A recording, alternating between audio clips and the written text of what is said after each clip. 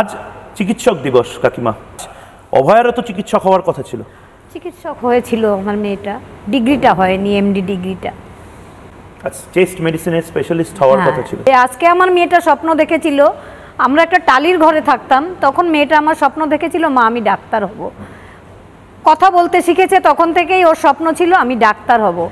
Doctor হয়ে ছোটবেলা থেকেই, কিন্তু ওর মানে আমাদের সাধ্য ছিল না ওকে ডাক্তার করার, কিন্তু ওর প্রচণ্ড লড়াই, প্রচণ্ড ধৈর্য, প্রচণ্ড পরিশ্রম, আর কি বলবো, গরিবের প্রতি প্রচুর ভালোবাসা।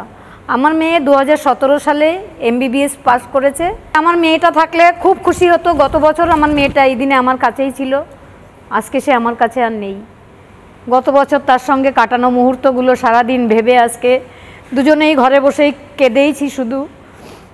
কিন্তু শত কাঁদলেও সে আর আমার কাছে ফিরবে না। কেন ফিরবে না? কি অপরাধ করেছিল আমার মেয়েটা তাই তো আজও জানি না। নাকি আমরা অপরাধ করেছিলাম, নাকি সমাজ অপরাধ করেছে, সেই বোঝাটা আমরা বয়ে নিয়ে বেড়াচ্ছি এবং যত দিন বেঁচে থাকবো আমরা সেই যন্ত্রণাটা বয়ে নিয়েই যাব।